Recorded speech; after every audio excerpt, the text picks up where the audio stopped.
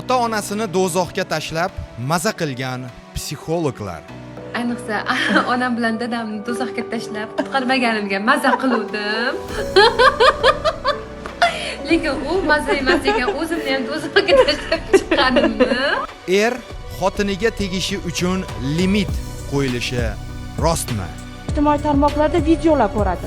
O'sha videolar orqali o'sha videolardan menga talab qiladilar. Mana shunaqa holatda men bilan birga bo'lishingni xohlayman. O'zbek kinosida behayo sahnalar. Seks nimada? Gap qayerda olaysan? Qayerda o'rganib gapmisan? Qachon o'rgandingmi? Bog'chilikdan o'rgandingmi? Nima bu? Tarbiyasi yo'q. Sana qaramagansan o'zi. Barchangizga assalomu alaykum aziz obunachilar. Sizlar bilan Kamina Hamrakulov Mirolim. Siz Uzbom TV kanalini kuzatmoqdasiz. Aziz obunachilar va aziz tomoshabinlar, shunday keraklik va noyob, juda ham bir zarur bo'lgan muammolar turgan payt kommentariyada men mo'ylog'imni obsujdat qilishinglarni xohlagan bo'lar edim. Chunki hozirgi kunda meni mo'ylog'im aktual mavzulardan biri bo'lib qoldi. Aziz obunachilar, albatta bu kesatib gapirilgan gap, bu mo'yloq o'zimniki, xabar esa sizlarniki. Bemalol joylashib o'tiring, qani unda biz boshladik.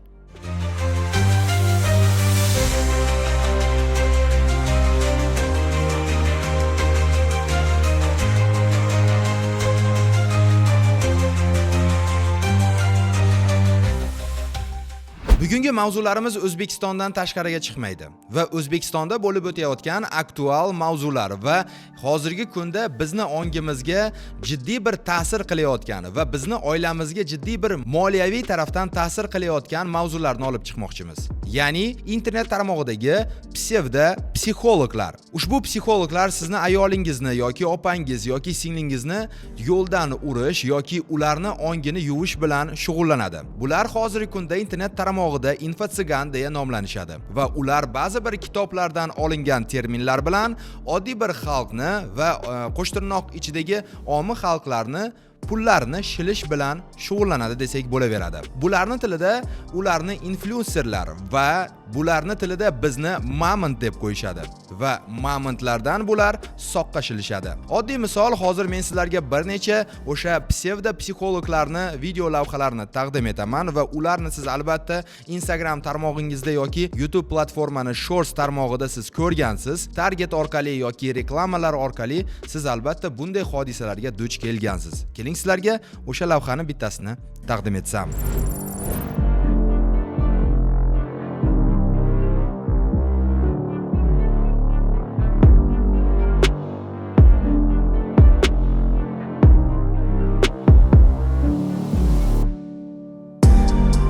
Assalomu alaykum, hammaga yaxshimisizlar, salomatmisizlar yana bir bor.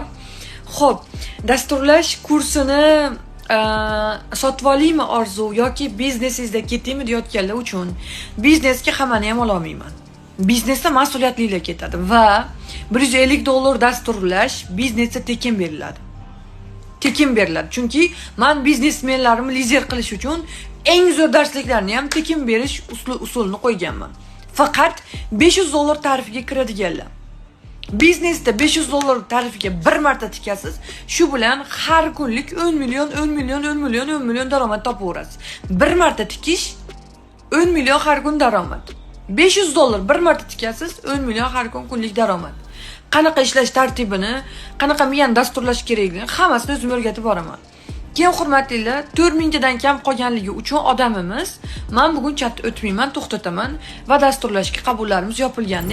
Bunday insonlar o'zini kurslarini ham reklama qilishadi va ushbu kurslarda sizni dunyoga qandaydir boshqacharoq qarashga, baxtliroq qarashga undashadi. Oddiy misol, hozirgi kunda juda ham ko'p O'zbekiston erkaklari ertalabdan kechga ishlash bilan yoki Rossiyaga yoki boshqa davlatlarga ketib ishlash bilan ovora va bizni ayollar uyda o'tirishadi. Ular ba'zida zerikkanida Instagram tarmoqlarida bunday insonlarga duch kelishadi. Albatta eri yonida emas ayol, u stress holatiga tushib qolgan ayol va u ham baxtli bo'lib yurishni va bunday insonlarga ergashib hayotida bir qandaydir o'zgarishni kutib yashashadi. Bularni cho'pchaklariga, yolg'onlariga ergashib, eri jo'natgan yoki eri jamg'arma uchun to'plab qo'y degan pullarni bularni kurslariga jo'natib beradi. Oddiy misol, shu insonni gapiga qaraganda $150 maza qilib to'lashib 48 ta ayol kishi otilgani haqida bu inson gapirmoqda.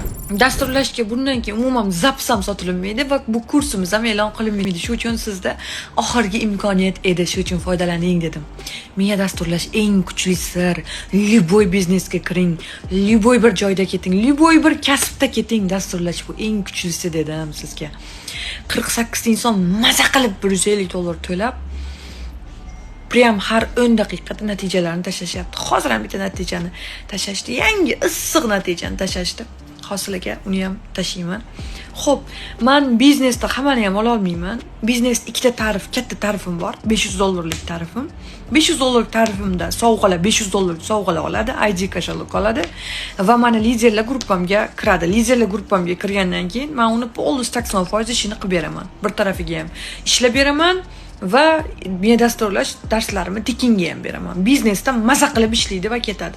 Ichki sekret gruppada hamma bilimni beraman. Biznes bo'yicha. Bularni kurslariga nimalar kiradi? Farovon yashash, osmonga qarash, quyoshdan maza qilish va ko'kat yeb kayf qilish. Hayz obunachilar, bu oddiy bir elementarniy narsalar. Ayol kishi quloq bilan, ko'z bilan ishonadi xolos. Ya'ni shirin gaplar bilan va ba'zi bir boyliklarni ko'rsatib, ayollarni, ya'ni o'zini millatdoshlarini yo'ldan uradi. Oqibatida sizni ayolingiz bunga ishonib, juda ham ko'p mo'maygina pullarni yo'qotib qo'yishi mumkin. Albatta, bu videorolikni erkak kishilar ko'rayotgan bo'lsa, o'zingizni ayolingiz bilan yoki opangiz, singlingiz bilan shu mavzu haqida suhbatlashib qo'yishingizni tavsiya etib qolgan bo'lardim. Shaxsan men ham o'zimni ayolim bor va uylangan insonman va bunday mavzular bo'yicha deyarli har kuni suhbat olib boraman va ushbu suhbatimiz davomida ayolim ham bir necha shunday bir psixologlarga duch kelib qolgani haqida men o'zimda ham xabar topganman. Sizga ham shuni yetkazishga qaror qildim. Aziz obunachilar, o'ylaymanki, bu foydali bo'ldi va shu orada bu psixologlarni shunday bir metodikalari bor, ruscha qilib aytaman. Ushbu metodikalarida o'z onalarini, o'z farzandlarini do'zaxga psixически tashlab, yig'lab, barcha stresslarni shunday yig'i orqali chiqarishib, bemalol baxtli hayot qurayotganini ko'rishimiz mumkin. Keling sizlarga ushbu lavhani ham qo'yib bersam. Qanaqa menga bugungi anaqalardan gapiring. Bugungilardanmi? Voy, maza qildim. Ichimda ayniqsa onam bilan dadamni do'zaxga tashlab qutqarmaganimga maza qiluvdim.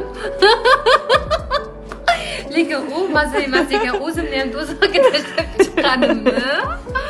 Ustoz yordamligida onam bo'lib, otam bo'lib gapirishganlardan keyin, farishtalarim onam bilan dadamni do'zaxdan qutqargandan keyin aslida meni qutqarishdi. Mana do'zaxga tashlagan odam spokoj. Bularga hali o'zim ham do'zaxdan chiqdim. Ha, opa. Maza qildim. Trening deyman. Shunaqa mazza qildim hozir. Boyaja shaddod ozodada. Yosh bo'lib o'chib qoldim-da, vasha. Farishta ozoda. Farishtalarga rahmat. Men ichimdagi hamma nafratlarni gapirib Hiltonni mamnun qilardim. O'zimga Tashkent City'da uy olamiz, do'kon kelmaganmiz. Sal ko'rsating, yarmisini qachon. Zo'r o'tdi.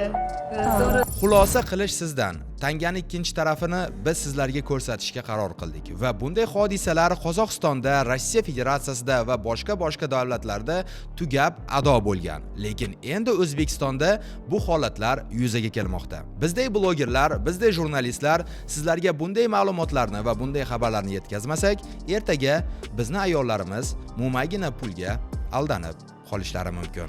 Shu orada azizlar, endi hozir faqatgina ayollar haqida mavzu bo'ldi. Erkaklar haqida gapirmaysizmi deb ayollarimiz ham albatta o'z fikrlari bilan vazmushatsiya qilishi mumkin. Hozirgi kunda internet tarmog'ida o'sha yalam-yalang'och ayollarni ko'rish yo bo'lmasam chiroyli bir hayotlarni ko'rgan erkaklar ham o'z xotinlaridan va o'zini halolli ayollaridan juda ham ko'p narsalarni talab qilishmoqda. Va qarabsizki, o'sha internetda ko'rilgan idealniy hayot o'zini hayotida qurishga harakat qiladi va oqibatida er-xotinlar urushi yoki jinsiy zo'ravonliklarga duch kelib qolishadi. Bu mavzu bo'yicha televideniyada ham muhokama bo'lib o'tdi, ya'ni ichki ishlar xodimasi bu holatlar bo'yicha, ya'ni jinsiy zo'ravonliklar bo'yicha aynan er-xotinlarda xotinlar ko'proq jinsiy zo'ravonlikka uchrayotgani va u bilan shikoyat qilib chiqayotganlar bor ekan. Keling sizlarga ushbu lavhadan bittasini videosini taqdim etaman va biz sizlar bilan ushbu mavzuni ham muhokama qilamiz. Er xotin o'rtasida jinsiy zo'ravonlik holati bo'lgan. Menda may oy holatida o'sha jinsiy zo'ravonlik holati bo'yicha himoya orderi rasmiylashtirib berganman. Ya'ni qanaqa u ayol bilan suhbat davomida aytganman, qanaqa tartibda jinsiy zo'ravonlikka uchradingiz? Eringiz bilan deb savol berganimda aytganlar, turmush o'rtog'im ishlaydilar, kechki payt charchab keladilar, har xil o'sha YouTube'da, ijtimoiy tarmoqlarda videolar ko'radilar.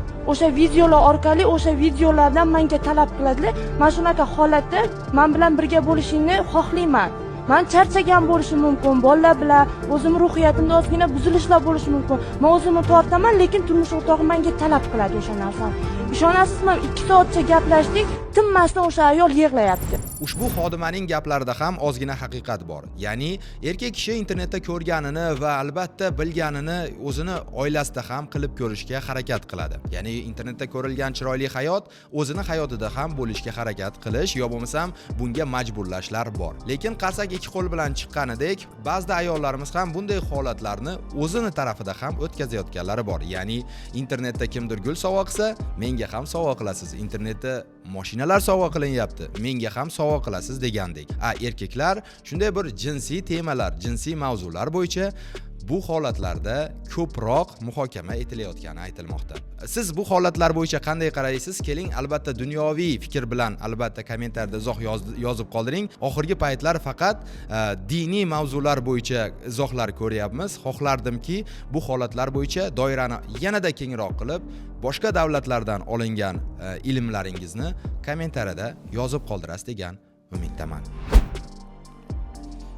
O'zbek kinosida behayo sahnalar oddiy holatlarga aylangan va oldinlari ham, ya'ni 2010-2012 yillari bir necha behayo sahnalar bo'lib qolsa yoki quchoqlashish, o'pishish sahnalari bo'lib qolsa, bu holatlarga oddiy qaralingan. Yillar o'tib, bu holatlar jiddiy bir muhokamalarga sabab bo'lish va televideniyadagi senzuralar jiddiy bir internet tarmog'ida muhokamalarga va tanqidlarga uchrashini guvohi bo'lyapmiz. Oddiy misol, biz yaqinda o'zimizni Telegram kanalimizga, Telegramga obuna bo'lib qo'ying, Uzbom TV'da opisiyaniyada bor bir lavhani taqdim etdik. Ushbu lavhada bir maktab o'quvchisi, 1 yoki 2 sinf o'quvchisi maktabda eshitgan bir gapi, mayli bog'cha o'quvchisi deylik, bog'cha opadan eshitgan yoki televizordan yoki telefondagi o'sha multiklardan eshitgan bir gapi. Seks so'zi nima deya otasidan, o'zini mehribon otajonisidan bilmaganini so'rayapti va oqibatini shu videoda ko'rishingiz mumkin. Seks nimada? Bu gapni qayerdan olaysan? Qayerdan o'rganib bu gapni sen? Qayerdan o'rgandingmi? Bog'cha kuyundan o'rgandingmi? Nima bu? Tarbiyasi yo'q. Sen qaramagansan o'zi. Bog'cha Ben so'rashim kerakmi? Sen qaramagan tarbiyasiga buni. Kim o'rgatdi? Qayerdan o'rgatdi bu? Ushbu sahna albatta sahnalashtirilgan va hayotdan qandaydir olingan desak ham bo'laveradi. Ya'ni tasavvur qiling, oilada o'tiribsiz, ya'ni bir dasturxonda hamma farzandingiz bilan va oldingizda otangiz va onangiz ham bor. Sizni farzandingiz, kenja farzandingiz sizga xuddi shunday savolni beryapti. Siz qanday u narsaga javob bergan bo'lar edingiz? Bu holatni o'z farzandingizga sevgi va muhabbat deya tasvirlab qo'ysangiz va bunga tanqid bilan emas, ya'ni zo'ravonlik bilan emas, qandaydir yumor bilan bu mavzuni yopib, keyinchalik alohida birga bir o'tirib, qizingiz bilan ayolingiz, o'g'lingiz bo'lsa o'zingiz, ikkalangiz o'tirib suhbat qurib, suhbatingiz davomida o'z farzandingizga o'zingiz to'liq oydin tushuntirib bersangiz, menimcha kelajakda sizga bo'lgan muhabbati yanada ko'proq kuchayadi va kelgusida sizga bemalol sirlarini ishona oladi va siz bilan do'st sifatida kommunikatsiya qiladi. Agar bunday holatlarda siz tanqidiy va urush janjali ushbu sahnadek mavzuda qaytarsangiz, sizga bo'lgan mehr, sizga bo'lgan sir ochish rishtalari yopiladi va umrini oxirigacha otasiga beganadek muloqotda bo'ladi. Qarabsizki, siz bilan farzand o'rtasidagi rishtada ozgina buzilishlar bo'ladi. Bu holatlar chet eldagi tarbiyalardan kuzatishimiz mumkin. Ya'ni hozir bizni farzandlar ham internetdagi ko'rgan narsalari va dunyo rishtasi faqat bitta telefonda bo'lib qolgani uchun siz xohlaysizmi, xohlamaysizmi, dunyoda biz peshqadamlik qilishda davom etamiz. 37 million aholi o'zbek auditoriyasi ekan, bu rivojlanishda davom etadi. Yoshlar pokoleniyasi har doim kattalar pokoleniyasiga yoqmay kelgan. Fikrlarimga qo'shilasiz degan umiddaman. Kanalga obuna bo'ling va bizni kuzatishda davom eting. Kelgusi videoroliklarda ko'rishguncha sog' bo'ling, omon bo'ling.